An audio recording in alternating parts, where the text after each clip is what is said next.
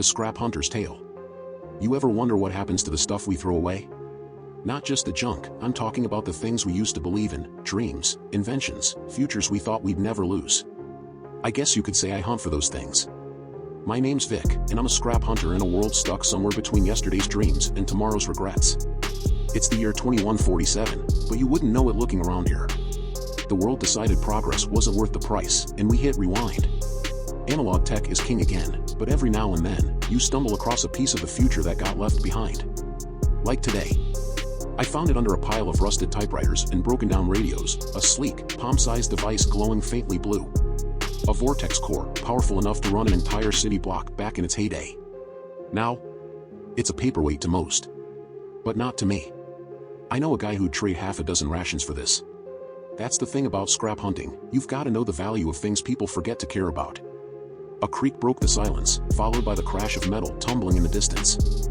My body tensed. The scavengers were out tonight. I froze, gripping the core tightly, ears straining for more sounds. You don't take chances when they're near. They don't just hunt for parts, they hunt for people. Rule number 1, never let them see you. Rule number 2, always have a backup exit. Moving as quietly as possible, I slid through the narrow pathways of twisted metal and broken dreams. Every step felt louder than it should in the heavy silence, but I kept going. The scavengers were relentless, and once they had your scent, they didn't stop. After what felt like an eternity, I reached the hidden hatch I built months ago, a rusted panel half buried under a heap of scrap. With a quick glance over my shoulder, I slipped inside and sealed it shut behind me. The air inside was cooler, quieter, and carried the faint hum of electricity. My workshop. This was where the magic happened.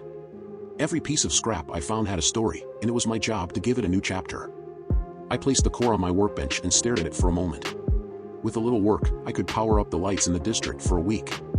Or maybe. I let my eyes drift to the corner of the room, where a dusty, half-finished machine waited. The rocket had been a pipe dream for years now, a crazy idea fueled by long nights and half-baked plans. But with the core, it wasn't so crazy anymore. They say you can't rebuild the future from the past. But me? I think maybe you can. You just have to know where to look. I reached out, my fingers brushing the cold metal of the rocket. Sparks flew as I started to work, the hum of energy building in the small space. The world forgot about progress.